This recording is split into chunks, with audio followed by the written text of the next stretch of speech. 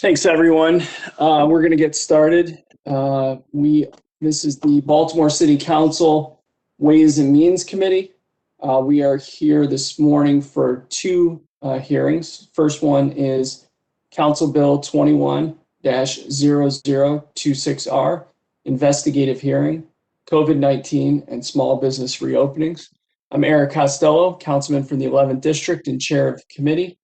I am joined by let's see here, Council Vice President Sharon Middleton, 6th District, member of the committee, Councilwoman Danny McCray, 2nd District, member of the committee, Councilman Ron Dorsey, 3rd District, member of the committee, Councilman Chris Burnett, 8th District, member of the committee, Councilman Robert Stokes, 12th District, member of the committee, Councilman Isaac Yitzi Schleifer, 5th District, a member of the committee, Councilwoman Felicia Porter, 10th District, Councilman Mark Conway, 4th District, Marguerite Curran and staff to the committee.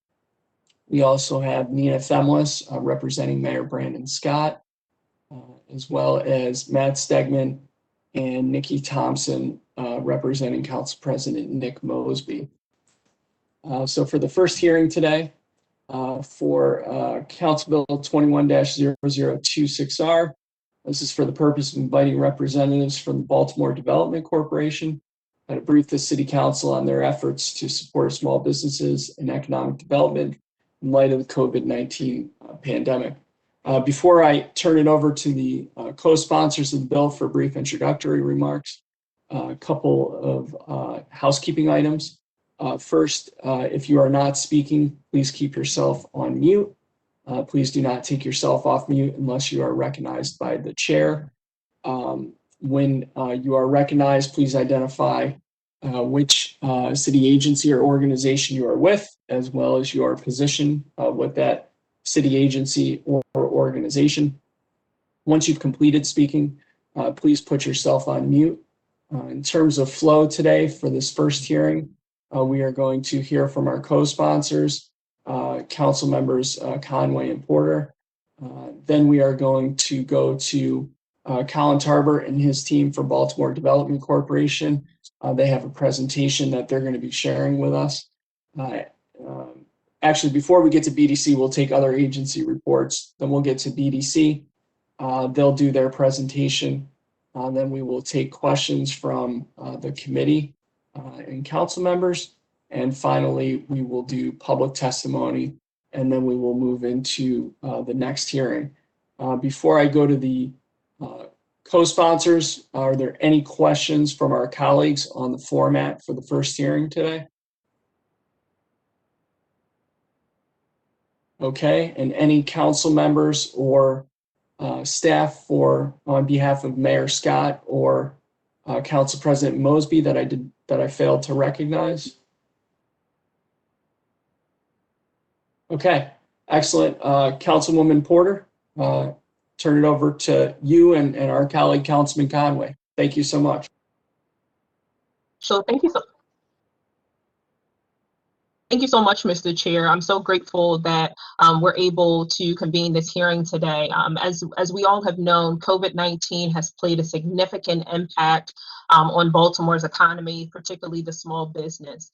As the governmental agency for Baltimore City, Baltimore Development Corporation has strived to deliver innovative and equitable response to help businesses through this pandemic, emphasizing to support resident-owned, women-owned, Black, Indigenous, and persons of color-owned businesses. To date, to BDC's credit, they have provided and awarded over 1,000 small businesses totaling $13 million. 63% of those small businesses have been Black owned business. 57% of them have been awarded to women-owned businesses, and lastly, 66% of those grants have been Baltimore City resident-owned businesses. Despite the efforts of the Baltimore Development Corporation, there are a large number of small businesses that are continuing to suffer. This is an opportunity for us to begin the conversation to expand the reach and community engagement of Baltimore Development Corporation and other business entities for small businesses that are not connected to them or don't know about their resources. So I'll turn it over to my co-sponsor, Councilman Conway, to add any remarks that I may have missed. Thank you, Councilwoman Porter. And you hit the nail on the head. This has been a huge issue, not just for Baltimore, but across the country. But especially the way that we've seen it here in Baltimore, it's devastated our economy downtown. The sector saw a 53% loss in jobs, and a loss of that economic activity as well. Now, we've been really fortunate because of the city's response, because of the hard work of BDC and others to make sure that we've been supporting those businesses. We haven't seen quite the dip in loss of businesses that we might have expected, but we have seen some of our beloved companies go down with this pandemic. That said, as we begin to open, as folks begin to get vaccinated, the real question I have is what now? What are we looking to do to make sure that we can help our businesses come back even better than before? And what is our plan over the long term? We know that we as a city, we're struggling over the long term, and COVID-19 certainly didn't help in that regard. But how are we thinking about the funding that we're receiving, the planning that we're doing over the long term, and baking that into our picture? And so I'm really eager to hear from BDC and others on the impact that we've seen thus far, how we've softened that blow, but even more how we, in the short term, as we begin to open up, begin to support businesses or continue to support businesses and work that into our larger plan over the long term. So thank you, Mr. Chair. And I want to thank my co-sponsor, Councilwoman Porter, for bringing this forward. We've been great partners thus far. Thank you. Thank you, Councilwoman Porter and Councilman Conway. I want to personally thank you for your leadership on this issue, for diving into this, engaging with our city agencies, BDC, et cetera. And I'm really looking forward to today's discussion. I'm going to jump over to the Department of Law. Elena, it looks like Department of Law approves the resolution for form and legal sufficiency. Is there anything you'd like to add today? Good morning, everyone. Elena DePietro from the Law Department. No, since it was a pretty general resolution, we didn't have any concerns with the approach that was being taken or anything like that. So we're good. Thank you. And I'm not sure if anyone can hear it, but I do want to apologize in advance for the background noise of the dog whining. It's the lady across the street who has a new puppy, and he misses his human. So my sincere apologies if you can hear it. If you can't, wonderful. Department of Finance, I think we have Mara. Yeah, good morning, Mr. Chair. This is Mara James, Legislative Engagement Lead for Department of Finance.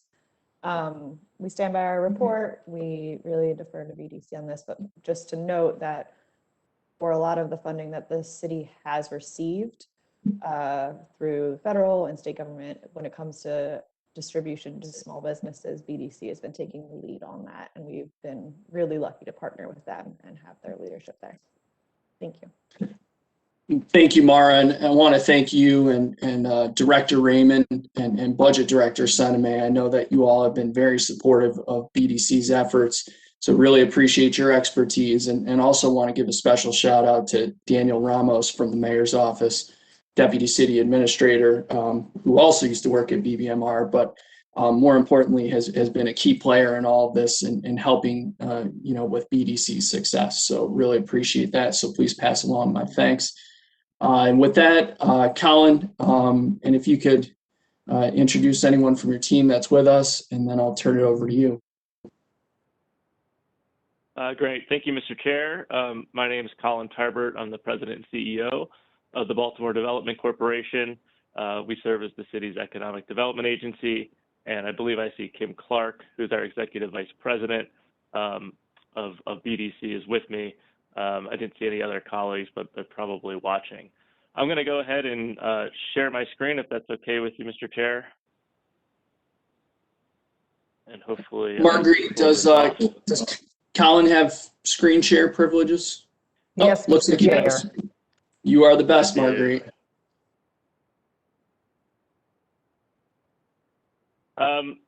So I already introduced myself. I want to thank the co-sponsors of this bill for allowing us the opportunity to share much of the hard work that's been done over the last year plus here. It's been a long year for BDC. It's been a tremendous amount of work on behalf of the team. But frankly, we know it's been harder for the small businesses that we've been fortunate enough to serve. Just for those of you who are not familiar with BDC, we are the city's economic development agency. Our goal is to attract, retain, and expand businesses and investment in the city. And as I said, we're really working on the retention and survival of small businesses nowadays. We're also very much committed to a more equitable economy in the city, and I hope today's presentation will show our efforts in that area. We also operate the ETC, Emerging Technology Centers, and the Made in Baltimore program. I wanted to mention that just because Made in Baltimore has been instrumental in the response as well, and I'll share a short clip about that. So I'll go through this. Our response to the crisis has been sort of four pieces: outreach, information, collaboration, and then taking action. I also wanted to note the website in the corner there, the upper left-hand corner of baltimoretogether.com. That is our resource page. If you go there, there's a tab at the top. Click on it. It will say COVID-19 Business Resources. That's where you'll find all of this information. You'll also find out how to contact us if for some reason you haven't been engaged with us and you are a small business in need. Please go to baltimoretogether.com. There's a form that you'll fill out, and then we will absolutely get in touch with you. Just at a high level, Councilman Conway touched on some of the significant impacts that the pandemic has had on the economy. Roughly 19,000 jobs were lost in 2020. Now, this data is lags, obviously, but we continue to update it and look at it. We're hoping that those jobs come back as we see reopenings. And they were largely in the restaurant, hotel, gym sector. Hospitality tourism has been the most impacted. And I don't think that's surprising to anyone. But I also wanted to note positive growth. We saw a tremendous uptick in warehousing. Baltimore is, clearly a logistics hub with the Port of Baltimore and being able to access 2/3 of the U.S. population overnight. And so we saw a tremendous increase, the kind of Amazon effect, if you will, but not just Amazon, other warehousing, including local businesses benefiting from e-commerce. We also saw an uptick in biotech research and development. Again, not necessarily a surprise there, given the pandemic. And then we're going to talk a lot about the third point here, but BIPOC, Black, Indigenous, people of color owned businesses were far less likely to receive federal aid and state aid, according to the surveys that we had. And that's really where BDC has been trying to fill the gap to make sure our most vulnerable businesses, our minority-owned businesses, don't slip through the cracks, that they survive this pandemic, and hopefully, set themselves up for future success.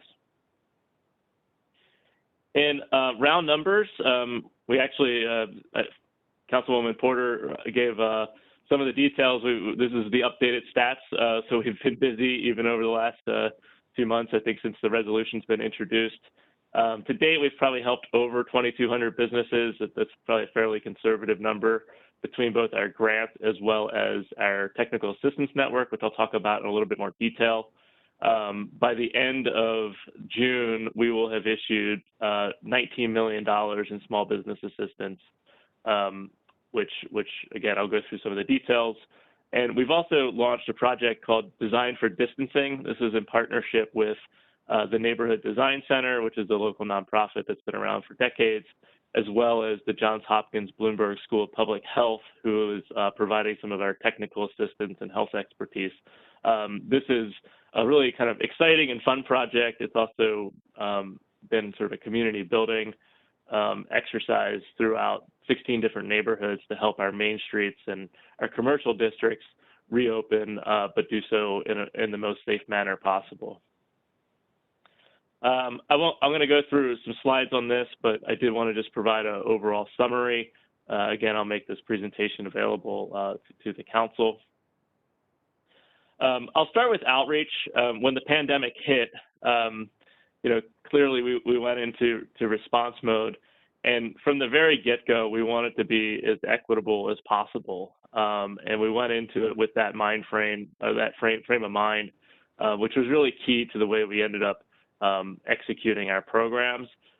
We immediately issued a survey even before the governor had issued the stay-at-home order and contacted about 700 businesses electronically. Each one of those businesses received a phone call or direct email from one of our staff members to really kind of hone in and figure out what people were thinking and how we could be helpful. And then what was key to this is we also mapped, this is actually our grant mapping, but we mapped where the responses were coming from, and we then targeted areas that were being left out or we weren't seeing responses from because we wanted to make sure that we got to every neighborhood. We also translated a lot of the information into multiple languages, primarily Spanish, Korean, and Chinese, to make sure that folks that had English as a second language were able to access our resources. And then we placed even ads in local newspapers, including the Afro, to try to get the word out in the community about our programs. So we tried to do the best that we could in terms of outreach, given the fact that we were unable to go knock on doors and talk with people directly like we're used to doing. We also became the conduit for information. So as the Department of Finance noted, most of the funds that the city received or that BDC received were from federal and state governments. And so we really became the translator of the different programs that were rolling out at the federal and state level, how they really impacted and what they meant to small businesses. So we launched a new website, which I mentioned earlier, baltimoretogether.com, which really became the hub of information for local businesses. We also conducted a multitude of webinars.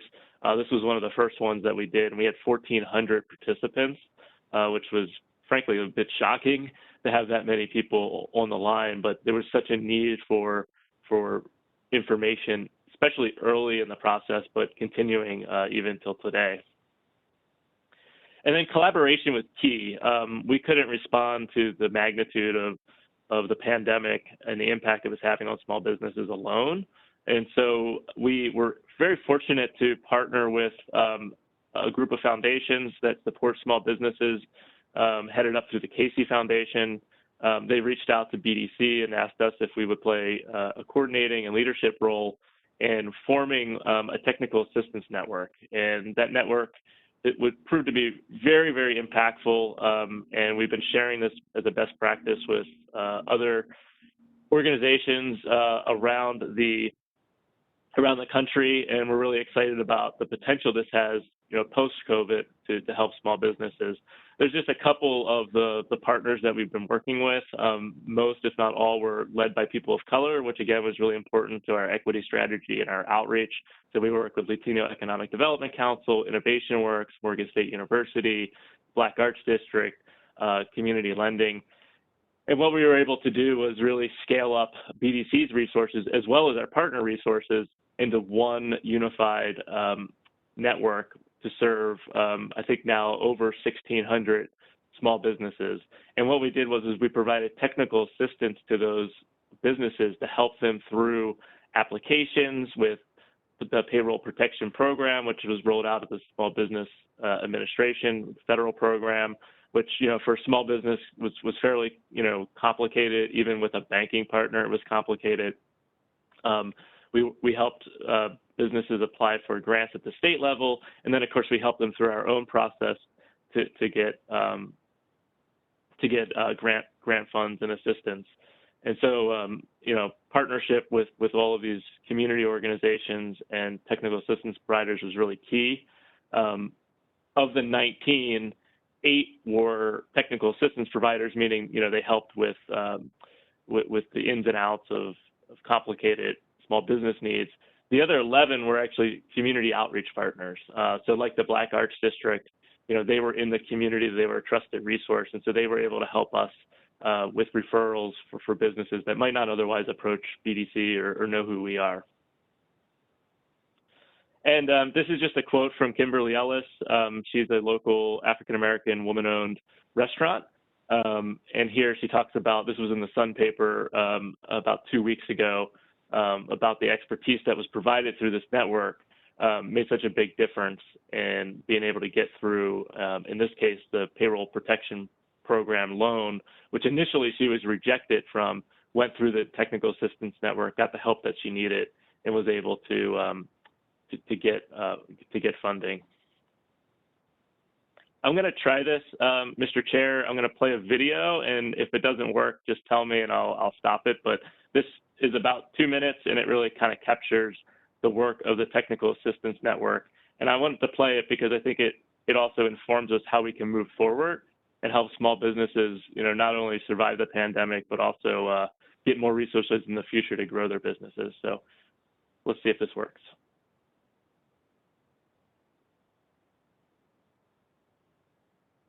Many brides-to-be dream of finding the perfect dress for the big day.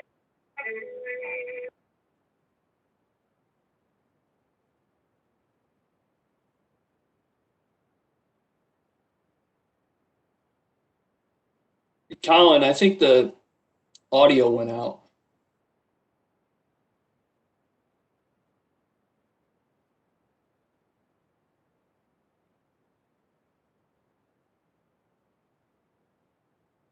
Let me try it one more time for you.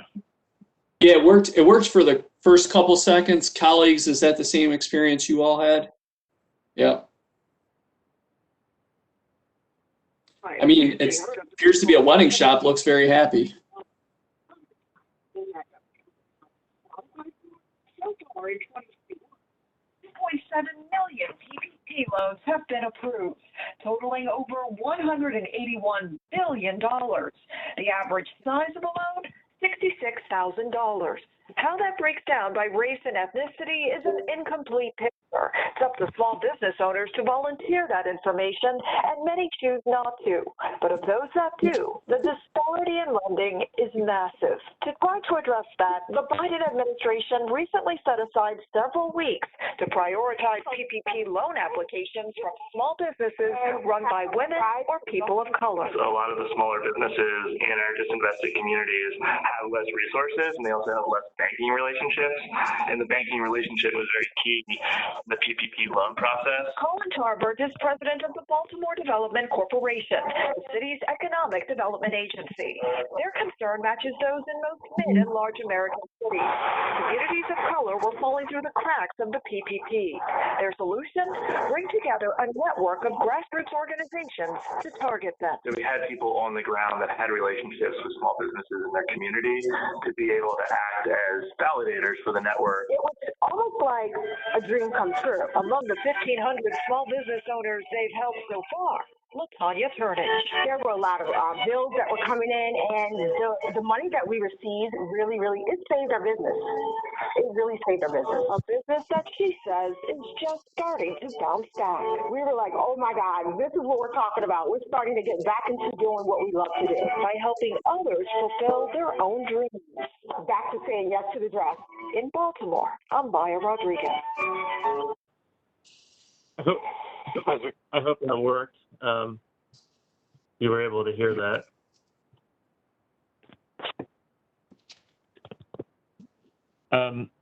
So I think hopefully that captured the kind of the essence of the technical assistance program and the types of businesses that we were able to assist.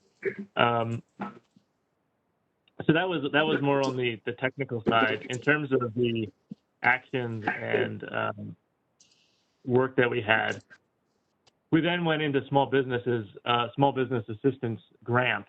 And so the first piece I have here, you'll see an ad that's from Made in Baltimore. So one of the very initial grants that we provided was to PPE, personal protective equipment makers. And this was done through our Made in Baltimore program. So we helped several businesses scale up to produce different PPE items, from face masks to hand sanitizer. And the city actually purchased much of the product. And I want to thank Councilman Costello, who was very much instrumental in getting this program up and running. And Mr. Chair, if the video worked, I have another short clip that I can play. If it didn't work, I will skip it, but can you let me know if it worked or not? Yeah, it looked good to me. If you could turn the volume up, if there's any way to turn it up, maybe 10 or 20%, that would be helpful, but not necessary. Okay, great. Yeah, I think it was playing through my phone, so that's why. So this is a short clip. BDC actually received an award from the Maryland Economic Development Association for Made in Baltimore. And this just profiles 2 Baltimore City businesses that were part of this program and talks about their businesses and how they were able to scale up with the funding that they received through BDC and Made in Baltimore. It's only about 2 minutes, but I think it's helpful to hear straight from the businesses.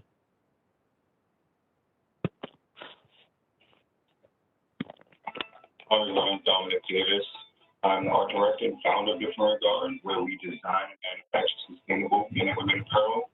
In Mount Vernon, Baltimore, we build wardrobes for your professional, personal, and social lifestyle. We offer ready-to-wear, made-to-measure, and custom options for our client wardrobe needs. As far as PPE, we knew that a pandemic was taking place, echo being kind of, there was going to be a need, so I was going to collectively put about what strategically we can do to help out with a list of resources that we acquired in Baltimore and other companies. We took that research and development and those resource lists, and we actually put together an action to, make the PPE, both the masks and the gowns. So we've been able to, at the time, we hired 7 new individuals and some full-time, I would say more full-time than part-time. I always thank our local government and really support it. We are a small manufacturer of sustainable soaps, skincare, formulas here in Baltimore. I posted a Instagram story saying that, I knew how to make hand sanitizers. Within the next couple of days, started getting calls from the DPW asking for hand sanitizer and post offices all around the state. And as much as we could make, there was none available then. So we were still operating out of our kitchen. The grant that Made in Baltimore and BDC put together that allowed us to get sewing equipment, which was a crucial part of scaling the operation. 250,000 total units that have been put through equipment sourced through funds from the BDC and Made in Baltimore, and we're super grateful. Yeah, thank you very much.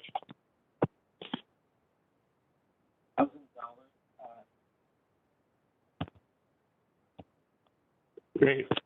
So I just kind of wanted to share that snippet of the two businesses that we were able to help ramp up. As you heard, Different Regard, which is a Black-owned business, hired 7 new employees during the pandemic to meet the needs, and they were making very specialized gowns, as you saw there, for hospitals, which was great to see. So that was our first grant program early in the pandemic, and then we moved into both small businesses as well as restaurant-focused grants. We have done 4 rounds total small business grants to date. I'm going to report out the data for 3. Our 4th round, which was focused on restaurants, recently just closed. So we're still sorting through the data on that. And then we also have one more round, a 5th round of restaurant funding that will be announced probably this week or early next week. But as you can see, we've been extremely busy. We've already done about 1,200 grants to date, and that's about $17 million. And there's an article here from the Baltimore Business Journal with the headline about BDC's efforts to fill in the gap for Black-owned businesses in particular. And I think you'll see how we tried to achieve that in the way that we did our grants. The key here is the 4th bullet down, that it was really based on need. It wasn't based on first come, first serve. Most of the programs that we saw were done first come, first serve.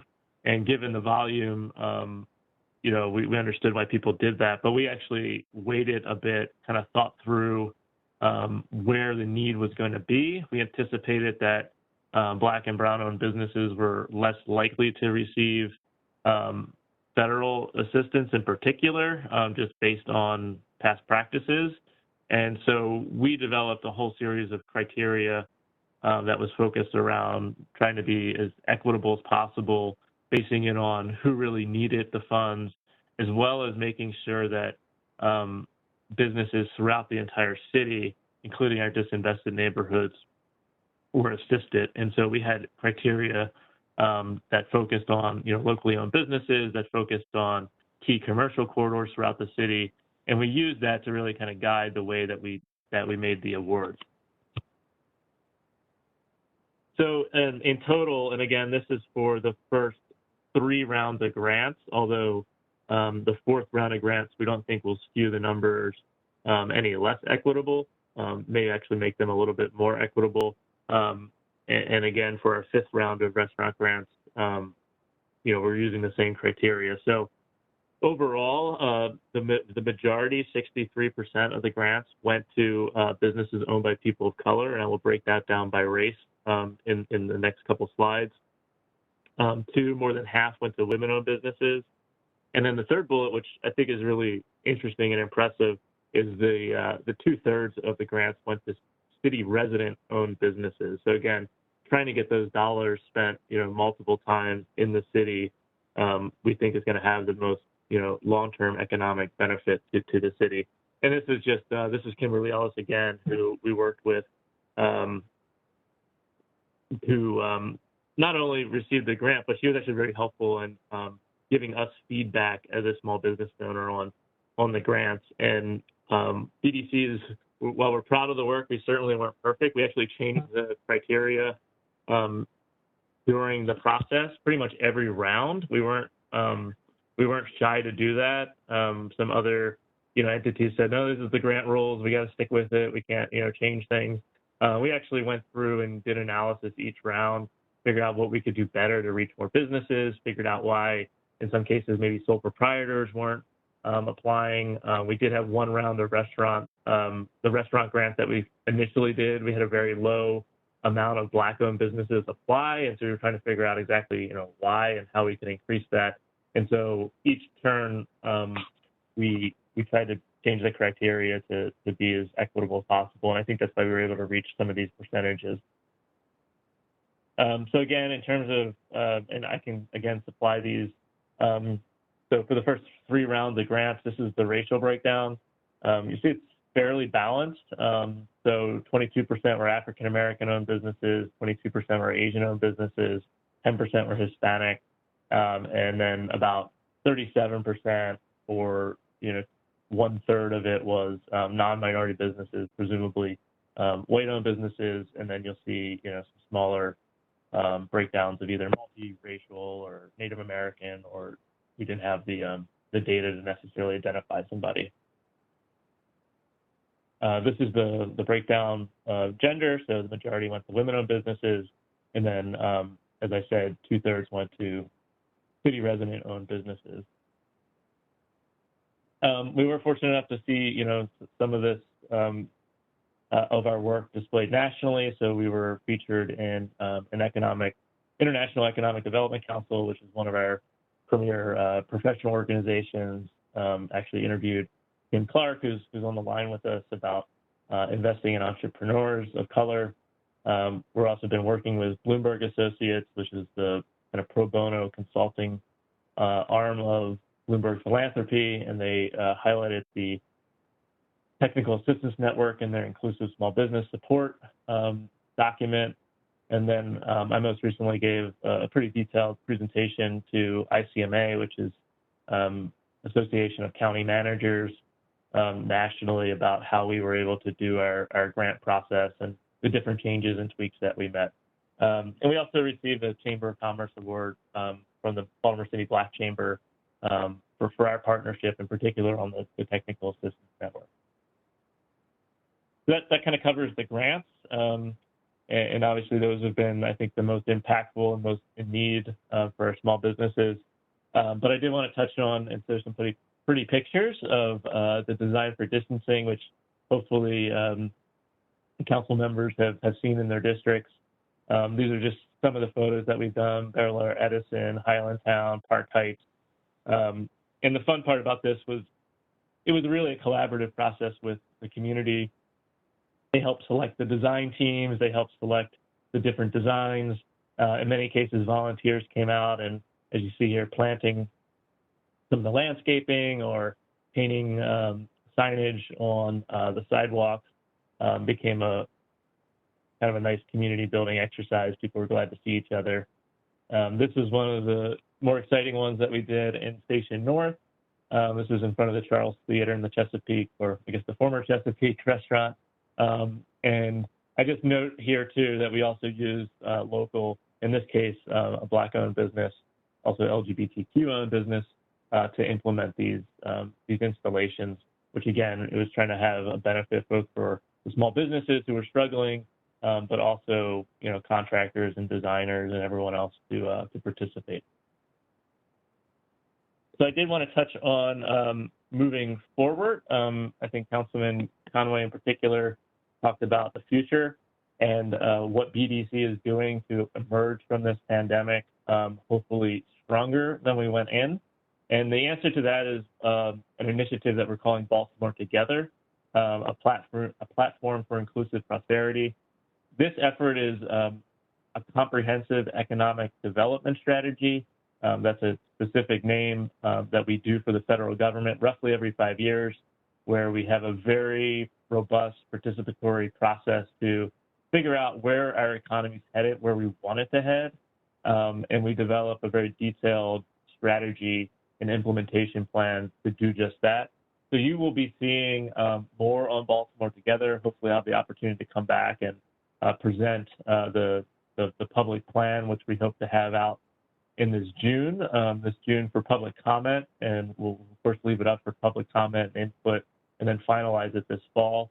But this is really the forward-looking document that takes lessons from pre-COVID, lessons during COVID, and puts them into a very, focused strategy for both recovery and hopefully growth post-COVID-19.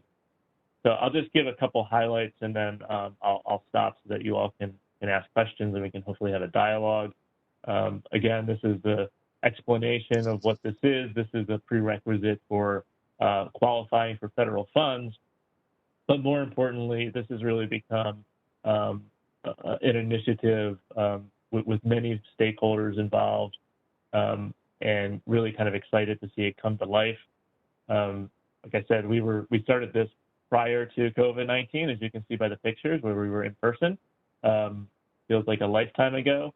And what was really important was that it helped frame our response to COVID, because the onset of this, which we started in late 2019, was focused on an inclusive economy.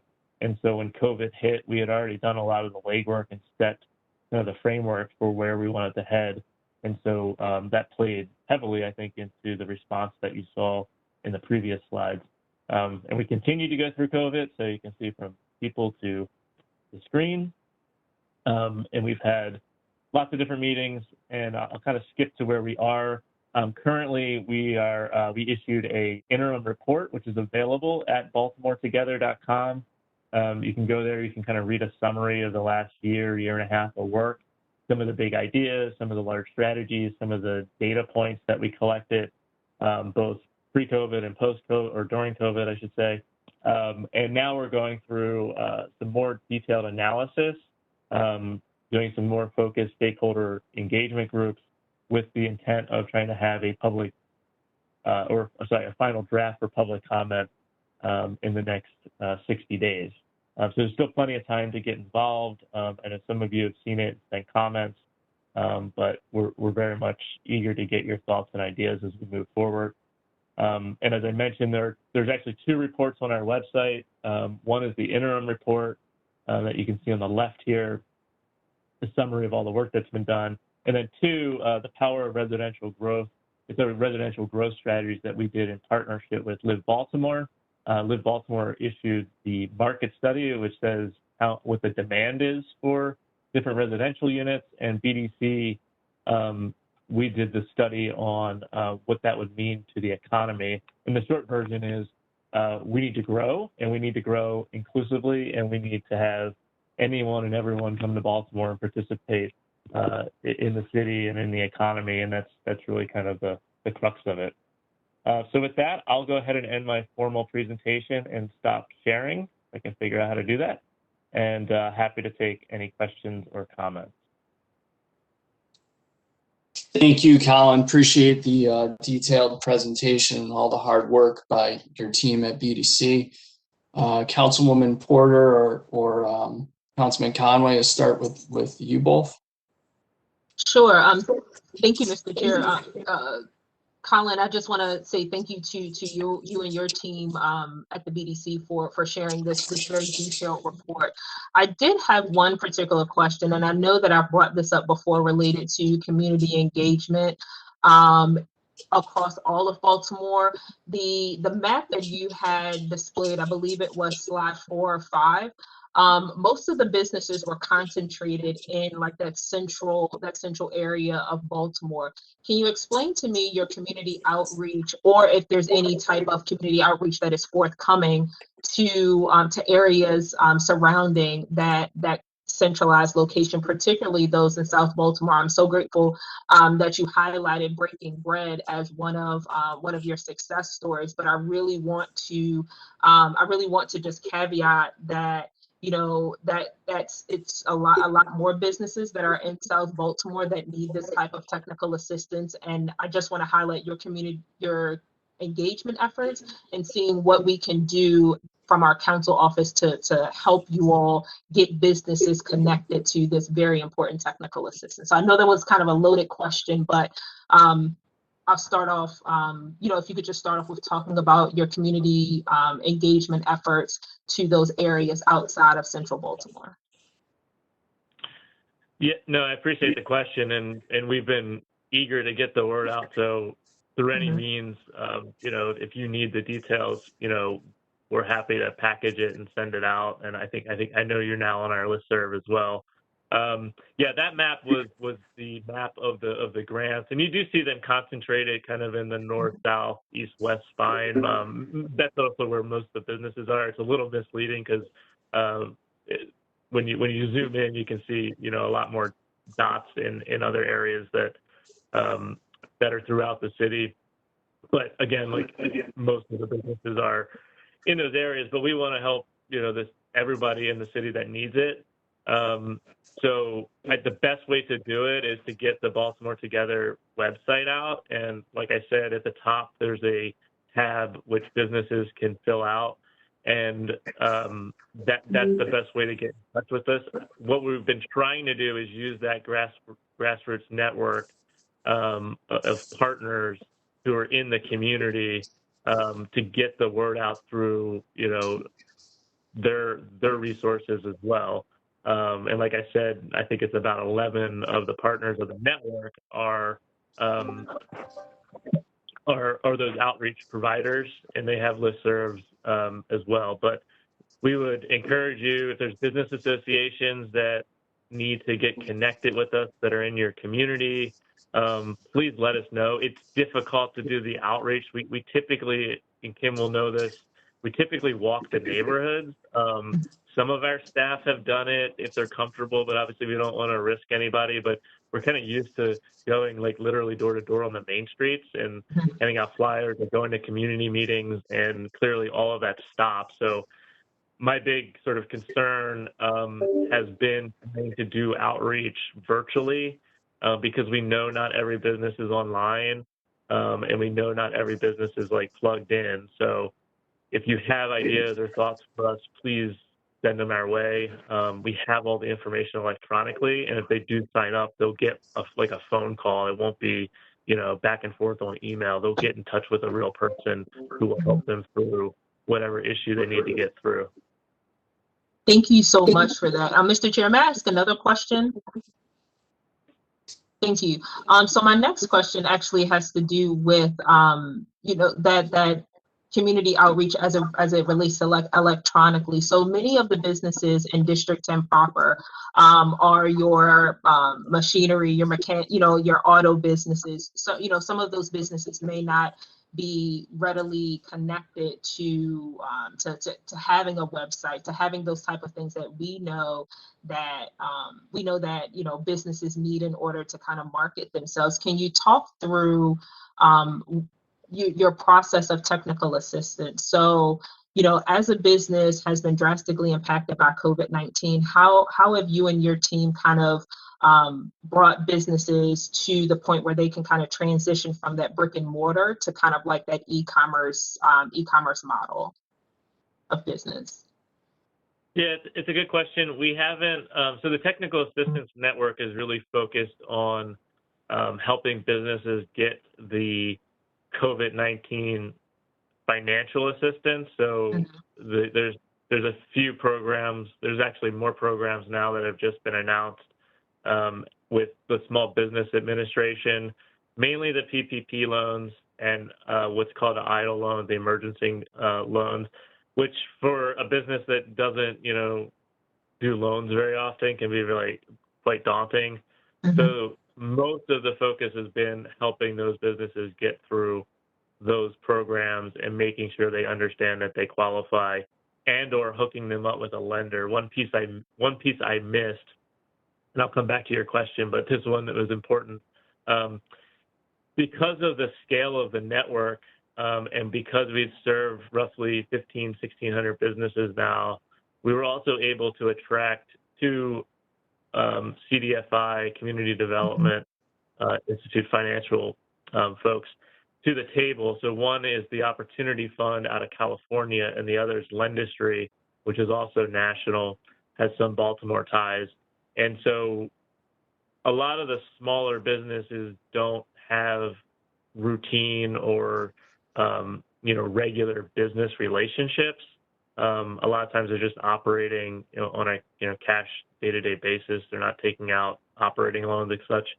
And so when PPP hit in particular, you had to have a bank give you a loan, and then ultimately the loan is forgiven if you meet all the qualifications. And so that was a big stumbling block. And so we were able to bring those lenders to the table, and that was one of the results of why people were rejected by lenders that they might not have known, and then we were able to get them sort of more direct assistance with one of the lenders that signed up to do this type of work too. I mean, we were the network is very intentional.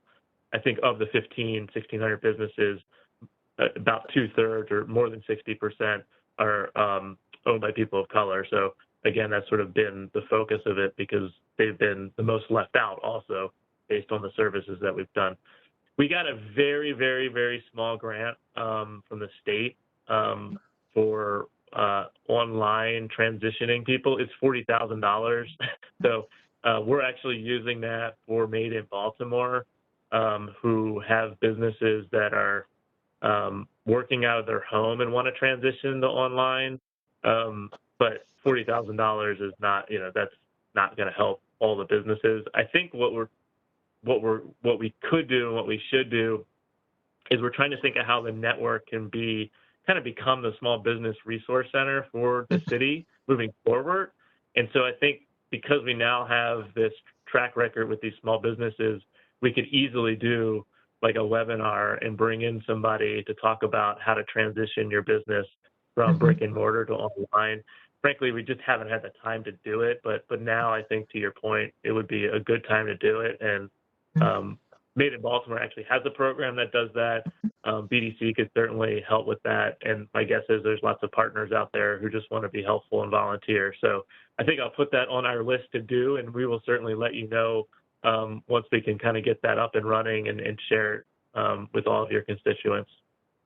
Definitely. No, thank you for that. And I'm truly encouraged by that. I know that, this pandemic kind of like turned around, everything as it relates to economic recovery. But, to your point, moving forward, we have to look at and have to have a non-traditional outreach strategy for those businesses that are non-traditional, that are still in Baltimore, that are still providing jobs in our communities, but they necessarily don't have the type of qualifications that would deem a traditional business. So I think that we just need to think outside of the box of how we are classifying businesses in Baltimore City and how we're truly connecting and outreach to them and in respective neighborhoods. And, you know, the ones that I can bring to mind are those in the Cherry Hill Town Center, those in South Baltimore as it relates to the South Baltimore Business Alliance down in, you know, in Curtis Bay.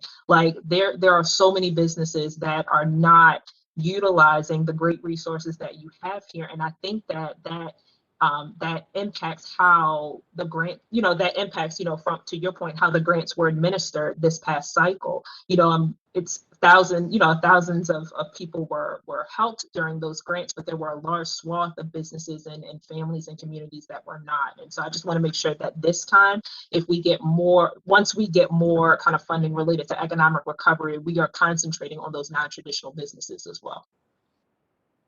Yeah, the money that we received, most of it was specific to restaurants, and that was state funding. So it wasn't sort of general small business. The general small business funds that we received were fairly early in the process, and we focused mostly on the businesses that had to shut down because of government restrictions, which were like hair salons, personal services, massage, that type of thing. But since probably July of last year, you know, it's been primarily focused on restaurants. And I did want to touch base on the online stuff too. I mentioned Made in Baltimore, and I know Kim is on, who's been instrumental in helping that program, and Andy Cook, who's the executive director. But we had to pivot ourselves. So not only is BDC kind of the quasi agency, but we actually had a brick and mortar store for Made in Baltimore in Station North, which we couldn't open. And so we had to figure out how we were going to do that. The numbers were actually great. They were higher than the brick and mortar store because we were able to reach more people. And so just sharing that example hopefully might, get some people's attention. But it wasn't easy either. And you have to do fulfillment, and you have to do lots of other things that, you know, can be quite daunting. And it's a bit of a learning experience. But I think it's a great suggestion, and we could easily put together kind of a lunch and learn type program for small businesses. Thank you. That concludes my questions, Mr. Chair. Thank you, Councilman Conway. Thank you, Mr. Chair. And thank you, Mr. Tarbert, for walking us through all the excellent work you guys have been doing and to help our business community stay afloat, especially during these tough times. And I also want to particularly acknowledge the extra effort you guys put in to think about the equity issues in our city and how we can be thoughtful with this funding coming in and addressing some of those equity issues. And that's really, really important, I believe, to the success of our businesses, our small businesses going forward. The first question I have is pretty straightforward, pretty simple. What support can we expect for businesses this summer and going forward this spring, this summer, as businesses open up, and where can people find information to apply for those opportunities? Yeah, so all of the information will definitely be on BaltimoreTogether.com, but we would also encourage people to sign up for BDC. We've always posted on our Facebook. We always post on LinkedIn. I'm not sure about Twitter. Don't ask me about Twitter. I try to stay off Twitter. But we definitely have it on all of our social media. But Baltimore Together is the best place to find it. There is a link from our main website, but because we have a bunch of other services on there, we were trying to keep it somewhat clean. So BaltimoreTogether.com. We currently have out, I don't know when it closes, so if it did close, I apologize, a relatively small grant program that's tied to design for distancing. It's several $1,000s for businesses to be able to purchase outdoor equipment, whether it's tables and chairs or other things, to help expand now that the weather's getting warmer. We anticipate that. As I mentioned, we will be having another restaurant grant round coming up very soon, within the next week or two. That's about $2 million. And I think that the grant cap is $10,000 for that. So we'll be able to serve, another 200 businesses or something of that nature with that funding. And then beyond that, we're not aware of any additional resources coming directly to BDC. There are programs at the federal level. Primarily, there's a more intense restaurant program through SBA. They just rolled out the criteria yesterday or on Sunday. And again, the technical assistance network can, translate the federal speech and programs into sort of practical terms and help you through that process. But those are currently the main programs that we see on the horizon. Thank you. And my second question is, with regards to promotion, is there any, are there plans now to do any promotions for main streets and other local areas, local business areas that could use the extra spotlight, especially at a time like this? BDC hasn't, just to be direct, BDC hasn't been involved in any of the marketing pieces. That's been coming out through, as you said, the main streets or the retail districts. Visit Baltimore tends to take the lead on especially in the hospitality, welcoming, reopening. So they have a video that was done several months ago. Unfortunately, I think the pandemic picked up, and so they kind of curtailed the reopening marketing. But nothing has changed in terms of, I think getting the word out. So we're happy to partner with other organizations, but we're not, frankly, the best in terms of a marketing type agency. We don't have the resources for that, but we would definitely encourage folks to reach out. We can connect you with Visit Baltimore, who is doing a lot around reopening and welcoming people back, especially in the hospitality tourism sector. But we're also taking our cues from the mayor and the health commissioner to make sure that it's safe to do so. As people get vaccinated, hopefully that is the solution. But with variants and other things, we've been kind of careful to follow the science in terms of what's appropriate for reopening and capacity before, launching a big reopening campaign. Awesome. Well, thank you. And thank you, Mr. Chair. Thank you, Councilman. Colleagues from the committee, any questions? Council Vice President Middleton. Just a very simple question. I think it was kind of answered somewhat, but I first want to just thank BDC and Colin for your leadership and your team, and you have great experience there in your office with Kim Clark, and I know I work periodically with Dave Garza. It's good to have some experienced team members to help you and help just the whole organization move along successfully. So congratulations in your position, and I thank you, and I thank your team. Way over on the northwest side, it's a very thick residential area, and we do have just pockets of small businesses, but we definitely need just attention and uptick of that. I know that you are heavily involved in the transformation of Pimlico and the new efforts that are going to be happening there as well to help small businesses. But I guess I want to get back to just the COVID piece. Could you just kind of explain what is being done to monitor the safety and the capacity of the businesses? For example, if we have a bar that's, I think we are 50% in a bar or restaurant, who's checking that? Is it the health department, the fire department? Who's monitoring and checking that? I can take that question, Madam Vice President, if it's all right. Sure. There's a group called the Social Club Action Task Force that's headed up. Well, I don't want to say it's headed up by, but it includes the liquor board, the health department, zoning, the police department, the fire department, and code enforcement.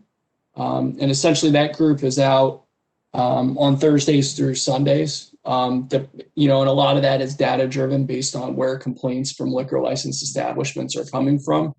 And they'll respond to those complaints. and they will, essentially they have all the appropriate agencies there. It's essentially a traveling task force that deals with that.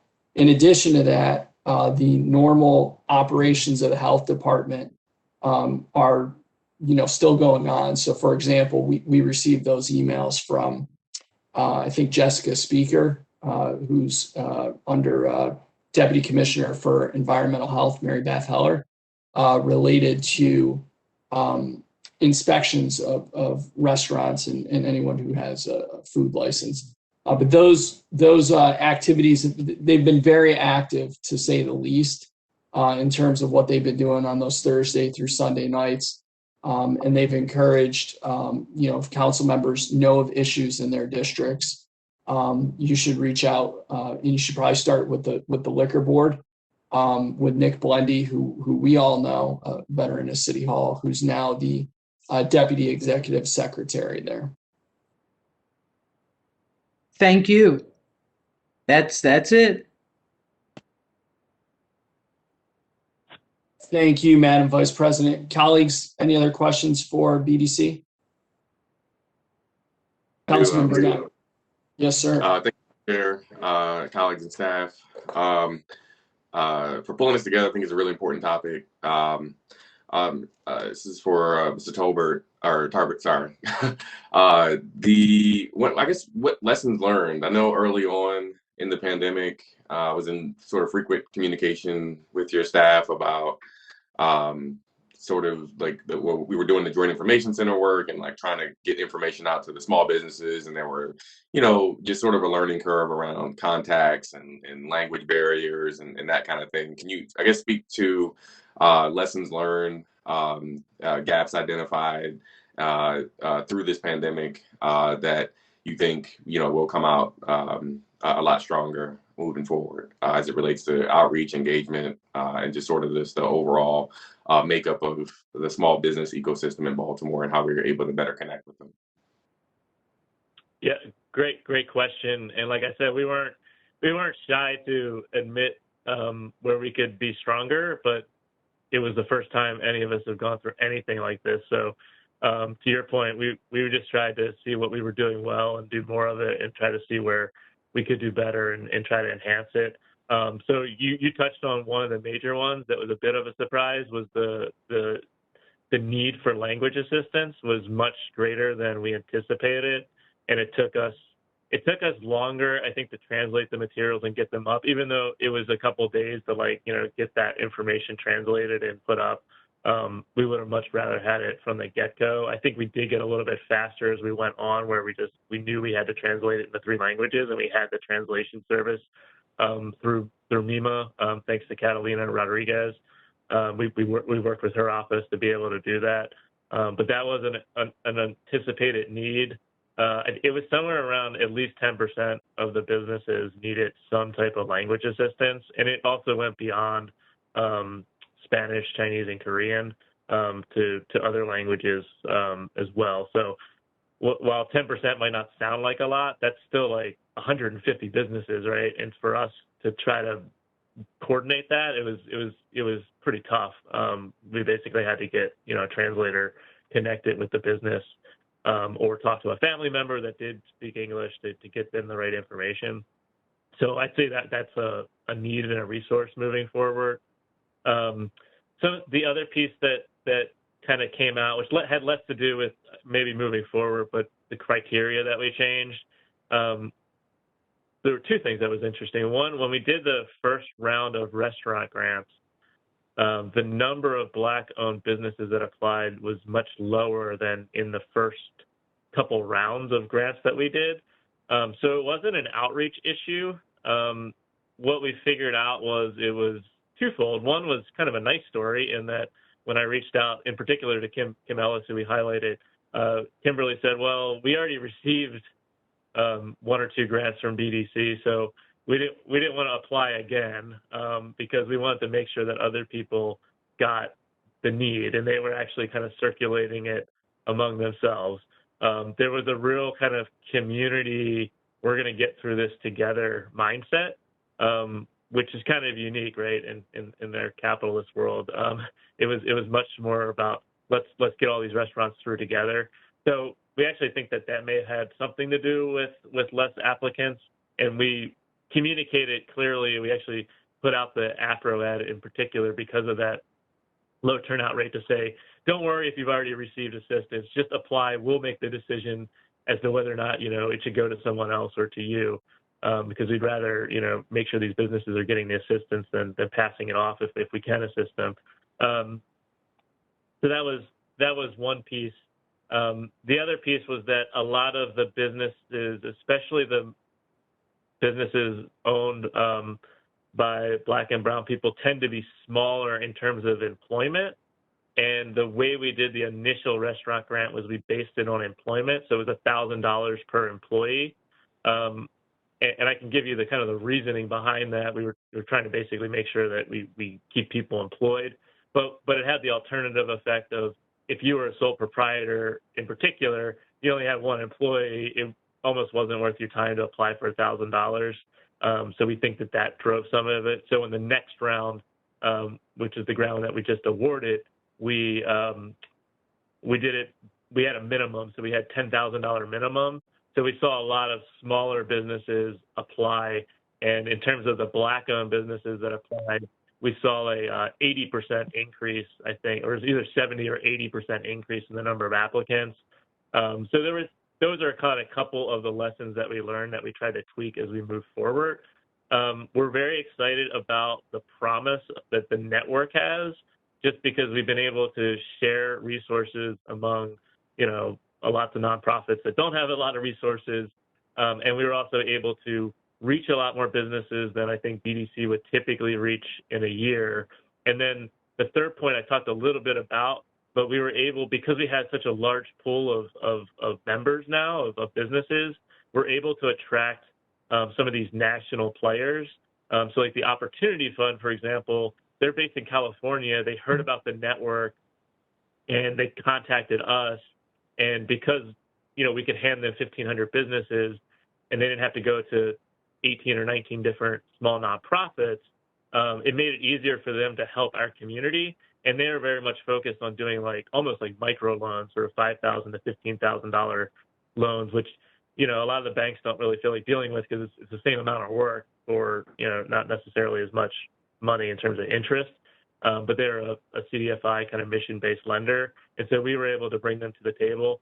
I can't say now, but I think some of the national foundations are looking at the work that we're doing. And I think hopefully we'll be successful in attracting some philanthropic funds to keep the network going.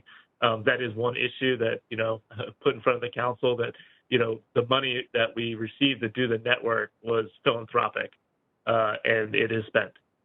So we're basically going to have to wind down this service if we can't fund it. We are trying to figure out how to do that. Like I said, we've applied to 2 national grants. We are in conversations, of course, with the mayor's office and the funding that's coming to the city to keep this service going. But that would be, I think it would be a huge loss if we kind of lost the momentum of the network. We definitely want to tweak it. We want to expand it. We want to bring more private sector partners in. So maybe local banks that want to do more in the community. This is like a way for them to get involved in a more kind of efficient way. So hopefully I kind of answered some of your questions.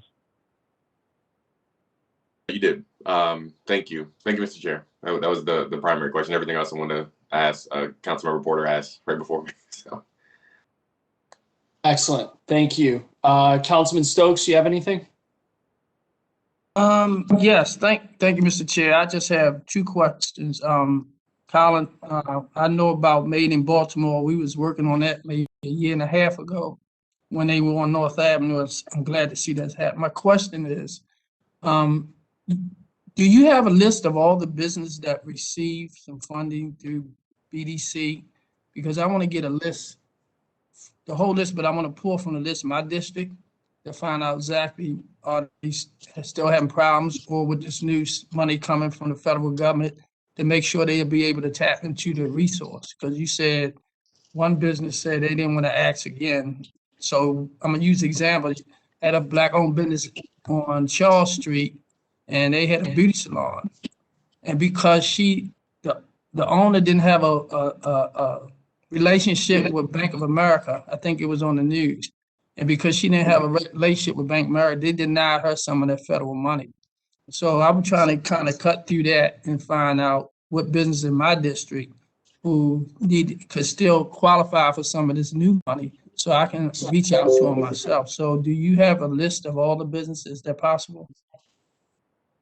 We have a list of all the businesses. We haven't released that data just because it has there's some proprietary information that has to be submitted for that.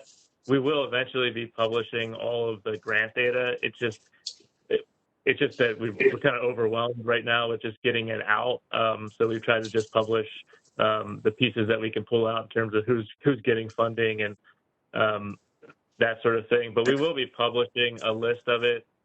We have to republish that to the state, but we're looking, the time frame to do that, frankly, is the end of July.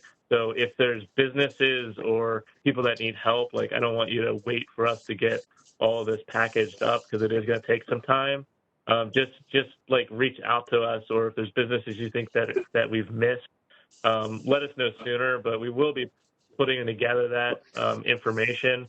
It's just probably going to take a little bit longer to do because we've got to scrub it and take out all the personal financial information and everything else.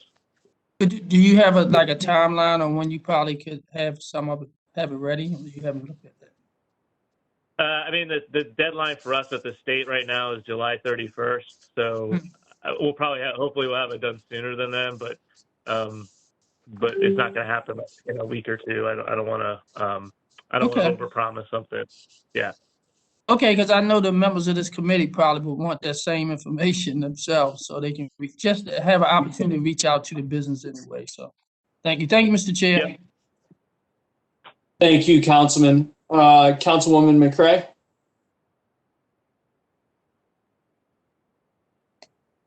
Mr. Chair, thank you. Thank you, Mr. Chair. My questions have been answered. Excellent. Thank you, Councilwoman. Councilman Dorsey. All good. Thank you. Thank you. Councilman Schleifer.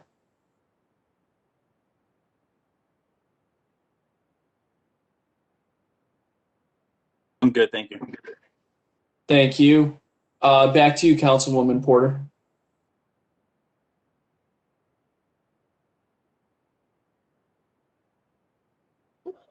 No further questions, sir. Thank you. Thank you. Councilman Conway.